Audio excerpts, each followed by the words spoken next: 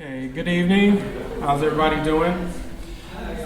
My name is Jamal Cyrus, and I'm the Teen Council Coordinator here at the CAM. I guess what I would like to say is tonight is part two in the series of talks that we've had here in conjunction with the From the Margins exhibition. And what we wanted to do by setting up this program is mainly just give young developing artists an opportunity to participate in the artist talk, because as people know, when you become, an older artist or more, kind of, I don't know if you want to say professional or what, later in your years as an artist, and the artist talk is just kind of part of what you do, is kind of part of what you're asked to, the role you're asked to play as an artist in explaining and communicating your work, So we wanted to offer them the opportunity to do this, but in a really kind of limited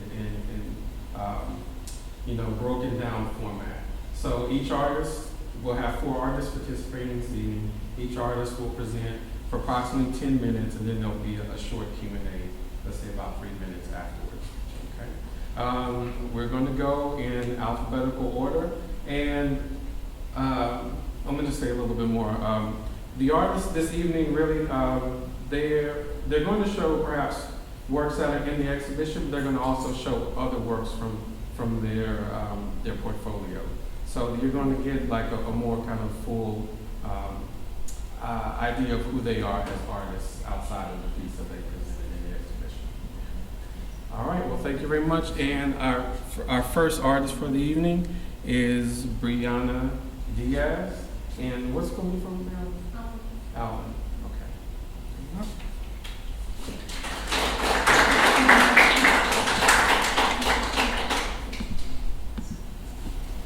So my name is Brianna Diaz. I just graduated from Alvin, and tonight I'm going to talk to you a little bit about my art and myself.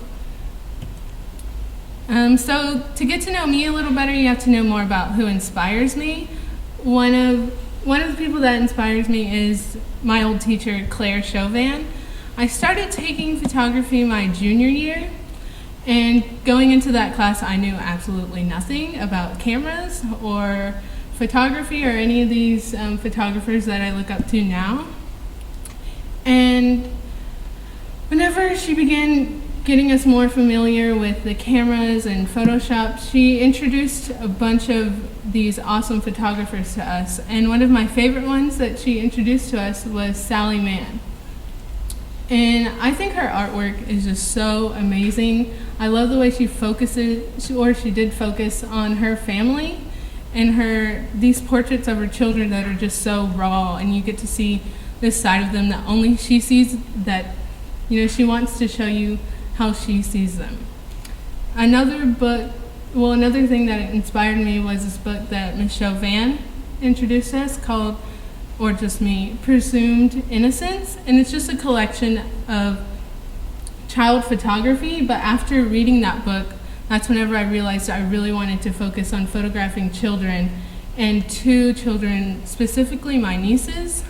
They're a big part of my life. They live at home with me, so I see them 24/7, which is not very nice all of the time, but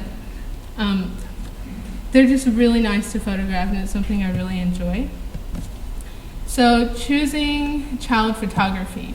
Whenever I started in AP photography, I had to pick a concentration, of course, and Ms. Chauvin told us to pick something we were passionate about, because that's something we would be photographing all year long. So it had to be something we knew a lot about or something that we loved. And I knew I wanted to do child photography, but I knew it would be kind of difficult to get a bunch of different subjects, so I decided to focus on my nieces. And what I really wanted to focus on was capturing their personality. So this one right here on the far right is my niece Amaya, and on the far left. And on the middle is my niece Jalen. And what I really wanted to do was have them be the main subject of the photograph. So I eliminated all adult contact, so it was just me, them, and my camera. And I wanted them to, be free and not try to act a certain way because an adult was there. So this is my first piece that got in, and I called it Ghost Child. And I really wanted to focus on Jalen's innocence and how small she is. And yeah, I really wanted to show how sometimes children can feel unheard and invisible to our world. You know, we kind of dismiss them sometimes about some of the things they do, like they're just children, they don't know anything, or, you know, stuff like that. And I liked how this picture captures the more serious side to children, because most of the time when you see pictures of children, they're smiling and happy, they're having fun. So I wanted to show the less cliche, so to speak, version of children. So the next piece, which wasn't really part of my concentration, this picture just happened one day in photography. So Miss Chauvin told us if we weren't looking up artists or if we didn't have anything to edit, she wanted us to shoot. So just get up and do something. And that's a piece of foil or some kind of piece of paper. We were just playing around with it. And I was like, Suzanne, put this up to your face. I want to see how this looks. And for some reason, she had that metal cap on her head. You know, we just kind of found it in the box and put it on her. So we're like, let's just go with it. And these pictures, I shot them with a film camera because she wanted, our teacher, Ms. Chauvin, wanted us to become more familiar with not just digital photography, but the other aspects. And I think that this really fits into the theme of marginalization, because it kind of represents the outsiders who are just reflecting off of the other people they're trying to fit in with. But this subject in particular is letting a little bit of her true self show through. And she's realizing that she doesn't have to emulate these other people, she can really be herself.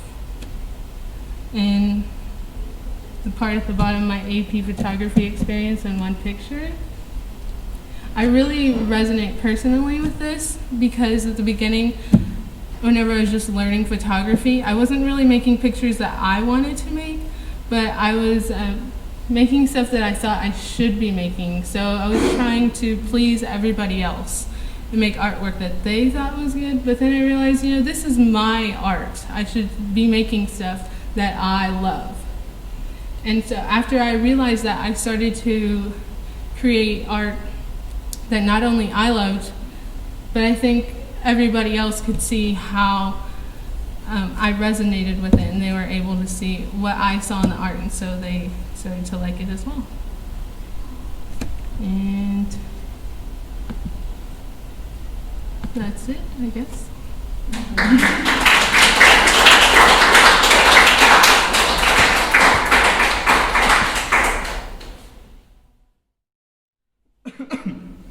Hi, I'm Mauricio Exiga, and I'm going to sort of lead up to the work that's inside of the museum right now, and I'll explain a few things about my work. So I want to talk about my creation process and sort of what the subject is in most of my work. For my AP portfolio, my concentration was myself, not so much me particularly, like just myself, but more about different ways that I can express myself, or a different side of me that not many people will see just walking through the hallways. And as for the way I create my work, some of them get really deep in sort of the Photoshop aspect. I might edit them for hours on end, or I might have to keep going back and changing things over and over again that I just like, not necessarily making myself look more, not more like beautiful or like more pleasing to the eye, but sort of just distorting myself. And in other works, I sort of just tried to use a physical aspect. Like on the one to your right, I used masking tape. I printed out a basic picture of myself, pretty big one, and then I just put masking tape over it in 2 simple lines. And I was about to keep on going, and Ms. Chauvin just stopped me and said that I should really look at it from where it was right now and think about what that meant and what was happening inside of the picture. And as for the one on the left, that's actually in my bathroom, but you can't tell. I did sit really long to sort of give it some shadows and make sure that you focused on not even so much on myself, but the body and what's on me. So as you can see, here are some really different pictures, one that's really physical and the other one that was photoshopped for really long. And I sort of just altered my body and altered the situation. And for my breath, I sort of focused on some really technical concepts. I'm a really I'm really focused on portraits. It's really hard for me to get out of the habit of just shooting portraits. So I tried doing some more physical things whenever I got to my breath. This is a simple cut paper piece. I cut paper and then I rolled it up and I dipped it in some ink, and I just sort of worked on altering something that was in my hands instead of going back to the computer and changing something with a mouse and a screen. And here's more about my creation process. I'm sort of contrasting these two images. The one on the left is more about the environment and the subject itself, where I didn't do much aside from turn it into black and white. I just saw my friend walking by wearing a striped shirt, and I told her, would you mind walking over here for a few seconds? Like, would you mind putting your camera down and just standing by this wall? And I took that one picture, and I didn't really like it at the time, but I just went later back and I turned it black and white. And I realized that I never did that I never just got in the moment and took a picture. I always had to think about what I was doing, or I had to plan something and later edit it. Well, on the right one, that's sort of one where it's not even edited either. It's about the environment. I used a projector. I was sitting in class trying to get everything finished in time for the deadline of the AP portfolio. And I looked at the screen, and I saw that there was a projector, and Ms. Chauvin told me that I could use it if I wanted to. So I put up these black stripes, and then I just sat down in a chair and I asked my friend whether she could set up my camera for me. And that's sort of another thing I don't do. I rarely get out of Photoshop. I'm always thinking about, like, here's a blank slate and of myself, and what can I do in Photoshop to edit it. Now I want to move on to my motivations and inspirations. I have to look at a lot of work whenever I get out of portraits. For portraits, I'm pretty confident in what I want to see in the image or what I want to create from the image. But whenever it comes to hands or objects or still life, I have to look at a lot of work and try to see what's happening in the current, I guess, age, or what people are looking at and people are interested in. And then I try to take that and sort of make it my own, which is really difficult to do because it's almost like everything's already been done multiple times. But the one on the left is for my breath because it's not of me. And it's just a hand that I scanned in with, Ms. Chauvin broke this keyboard, and I took out the insides of it and I layered it on top of my hand, and I put my hand on the screen, and I just sort of like scanned it in. And it looked sort of poorly, like really low quality, so I went back and edited it. But then the one on the right, that's sort of a self-portrait that I've been inspired by this Spanish artist called Sylvia Graf. I don't know if many of you know her, but she focuses on herself too. And she's always obscuring her body and hiding herself or altering her environment so that you sort of look away from her and focus on why she's not fully visible or why she's not there. And here's more of my motivations and inspirations. Once again, there's the portrait that I took of my friend Brianna right there.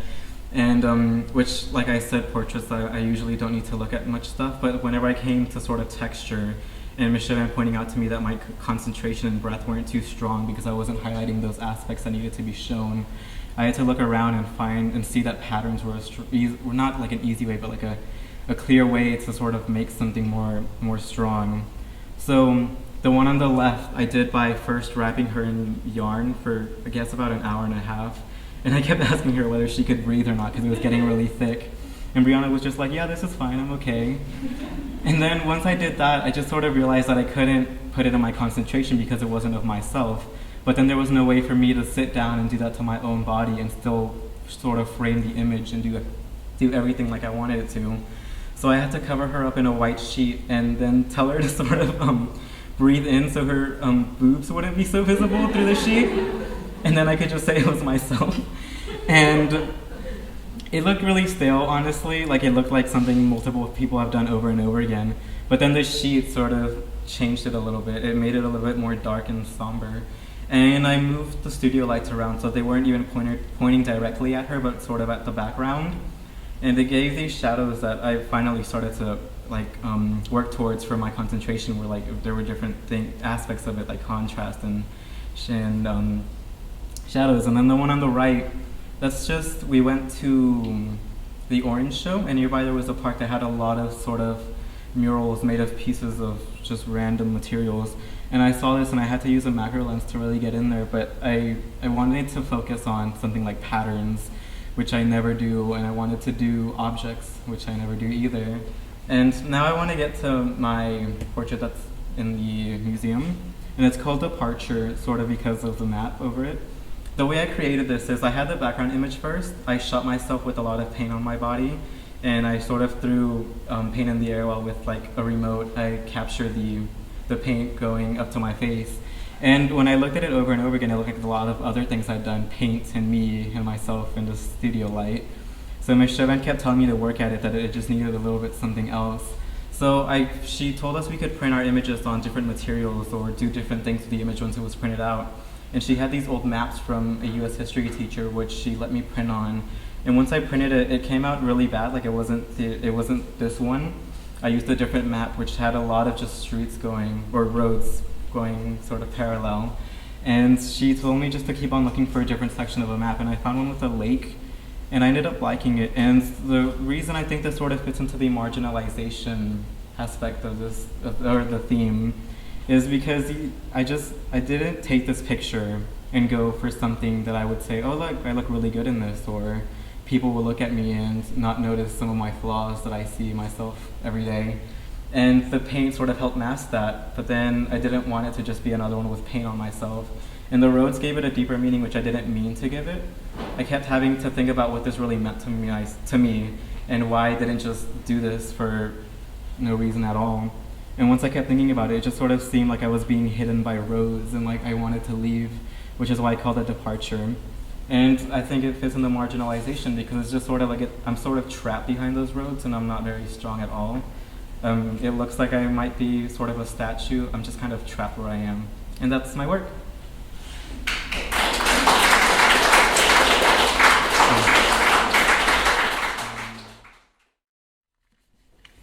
Okay, so hello everyone, my name is Louis McCordy Lee and I'm the artist who created Brainscape, which is the video piece that's part of the From the Margins exhibition, so I couldn't really include it in this presentation. It's already out there. It's part of the videos that are all compiled together and it plays like after the other videos. So I'm going to tell you a little about myself because it's important to my creative process. Well, I'm 17 years old. I just graduated from Cypress Ranch High School, and I'm headed on over to the Savannah College of Art and Design in Georgia, or SCAD. And getting right down to it, I am a transgender boy, and the gender I was assigned at birth was female, and that's how I was perceived to be. That's how I am perceived to be by most people, and that's how I was brought up. But that doesn't sit right with me for some reason, and I feel better identifying as a boy. So please refer to me by my chosen name, Louis, and my pronouns he, him, and his. So sometimes I feel like I have to validate that to other people and prove I am a real boy, but I assure you that I am, and it's not something that's determined by my doctor or my anatomy. It's something that I declare by my identity. I've known I was trans for 5 years now, and I faced a lot of heat from my parents and the church I was supposed to be part of. That's the respect in which I'm marginalized. It's sort of messed up my head permanently, being like, I don't know how to put this nicely. My parents sort of treated it like a disease, and my church sent people to fix me because they told me I was wrong. But let's talk about my art instead of crying over that. I have worked mostly in digital illustration. I've taken high school digital art media for 4 years, all 4 years of high school. And this was something that I made during my sophomore year, so it's kind of old, but still something I don't hate. And the assignment was to create a self-portrait using symbolism. So here there's a boy surrounded by pink female signs and the little circle with the plus sign, but inside him are blue male symbols, And depending on who you are, this symbolism might be like kindergarten level for you, like, I don't know. But to me it wasn't that obvious, and I was really freaked out about how people would react to it, because I was only out at the time to a few friends and they weren't in my art class. So at critique I was wondering, oh, are they gonna be like, why doesn't that boy look like you? Or why is that a boy in the first place? And like, if they would figure out what my situation was, that I was trans, that freaked me out a lot. So these are my inspirations. They're Rose Wong on the left and Lois Van Barrel on the left and Rose Wong on the right. Since I work in digital illustration, what's most important to me is harmonious color and texture, and I just find these artists by going on like social media, finding them on blogs and other sites. These are like people who have graduated art school and have sort of established themselves already. And I'm also inspired by, because I'm an aspiring animator, I'm inspired by animated films such as Hayao Miyazaki's works and Disney Pixar works, of course. And yeah, those are my inspirations. And subjects that inspire me, having to do with marginalization, social justice, feminism, people of color, groups that have to combat systems of oppression. And I try to represent them in my work because they're just not really portrayed in the media, and if they are, it's kind of poorly. So I'm trying to fix that. I hope my generation and I can work to make a more realistic proportion of marginalized people to people in fiction. So yeah, hoping to fix that. During my senior year, like the other speakers, I have also created a AP portfolio, and it was about the cultural and personal significance of hair, because my hair is my worst enemy. It plays such a big role in gender identity, and I always wanted it shorter than my parents wanted it. So here it's kind of like a religious, the composition is centered, sort of like religious art. It's like a religious need to be rid of my hair. I illustrated this, I did a sketch, and I took a texture of some pencil marks, and that sort of acts like my hair, and I took other textures and put them all together in Photoshop.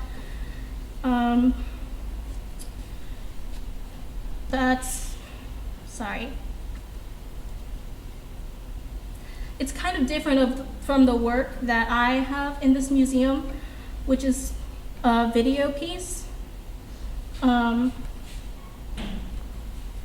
That's just a quote, sorry.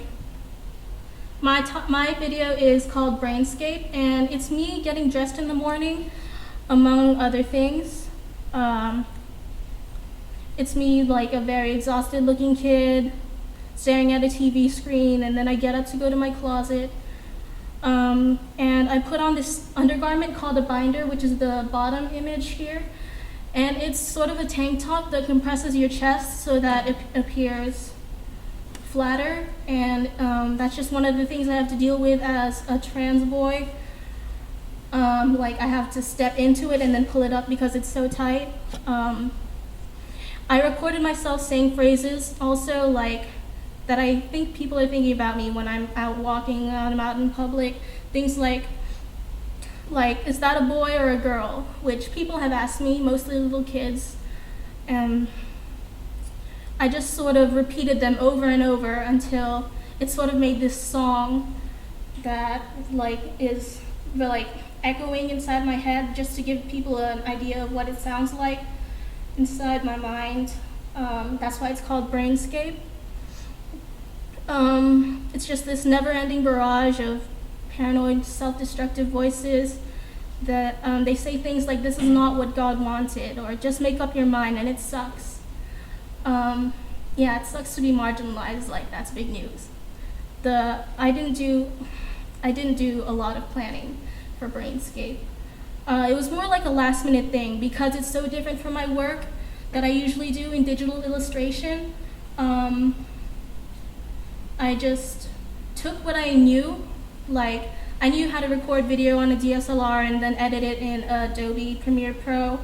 And I also knew how to use this program, FL Studio, to make a simple song with my little OCD phrases. And Then I knew what it's like, of course, to be me, to just live with my brain, trying to be a normal person every day, and I sort of put it together in a few hours, and that's how Brainscape came to, how it came to be. And it's in the museum now, and that's scary, and people have seen it. But it's cool. It's just a manifestation of my innermost thoughts and feelings of living while trans. And it's incredibly personal, and I'm just glad that I was able to get my voice out there, however shaky it might be. So there's a screenshot of FL Studio. There's not much going on there because the song is so simple, just a bunch of repetitive phrases and sounds.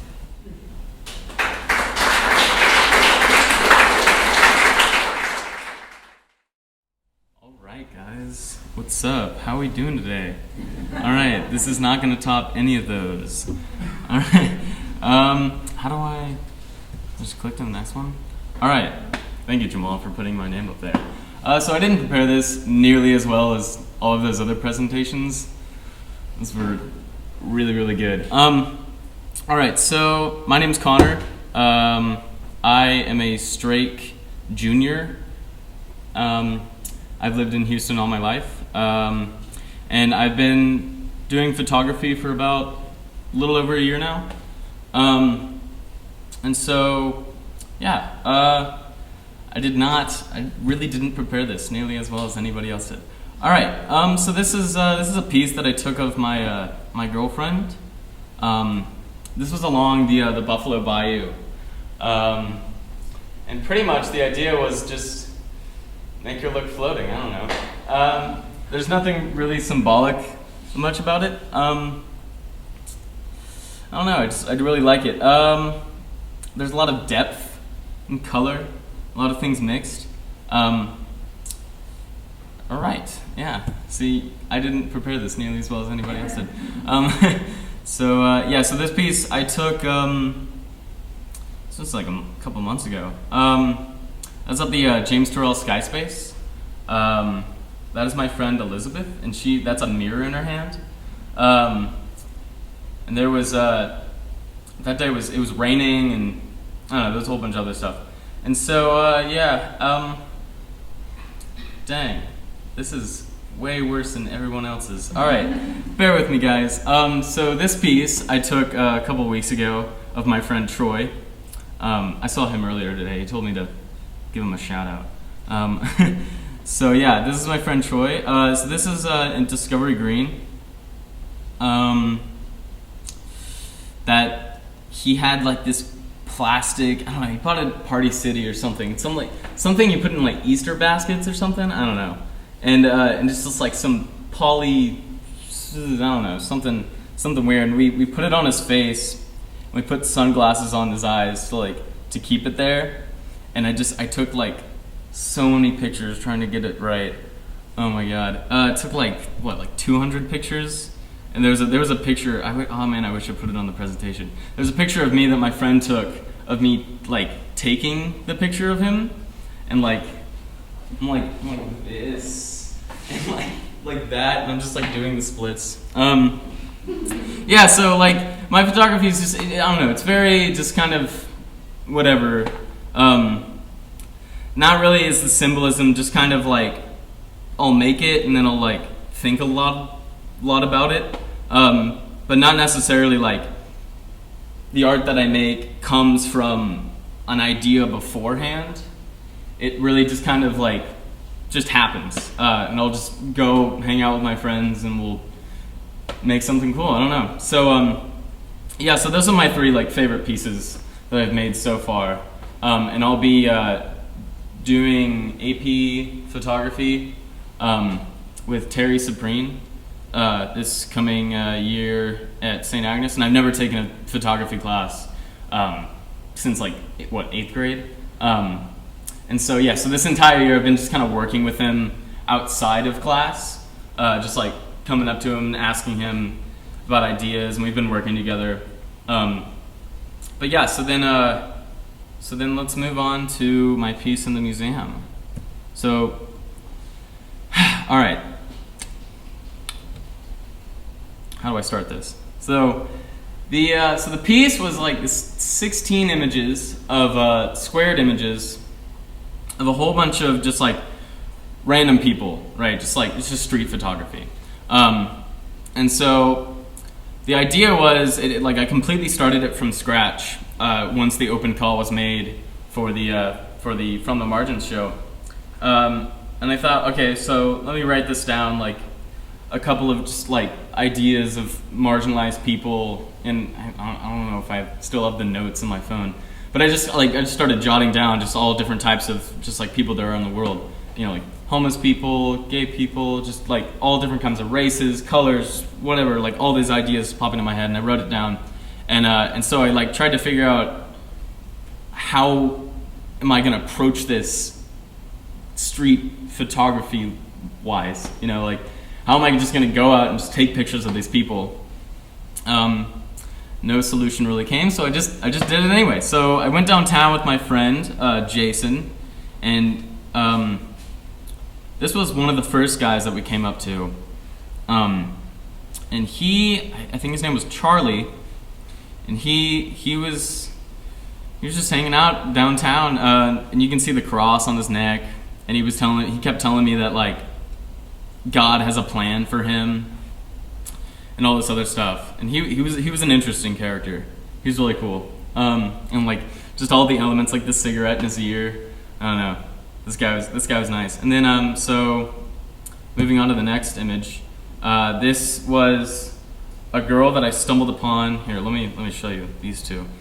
This guy and this girl were playing like a concert in the middle of like the sidewalk downtown, and it was like I just like happened to stumble upon this guy just like strumming his guitar really hard and just like screeching at the top of his lungs. Man, yeah, that was a fun day. And so this guy, he was I think he was a half homeless. I think his parents left him, and he was just downtown, just playing guitar, like doing what he loves. And he was telling me he wants to become a punk singer and like all these other types of, you know, just like he just wants to make art with his music. And so yeah, so I got to hang out with him for a little bit. Him and her, and then let me skip this one. I'll come back to that one. But this guy came along like later while we were like, I was taking pictures and hanging out with this band pretty much.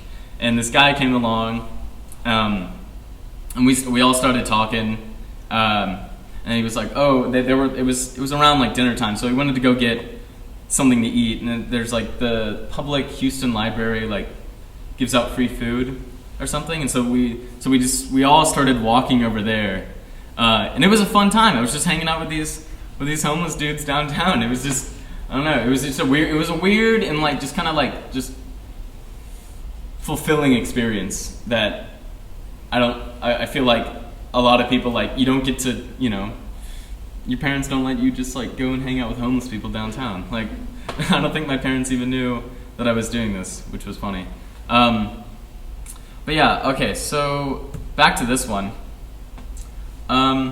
These two girls were coming home from school, I think, Gregory Lincoln in the 4th Ward, which is right next to Carnegie Vanguard.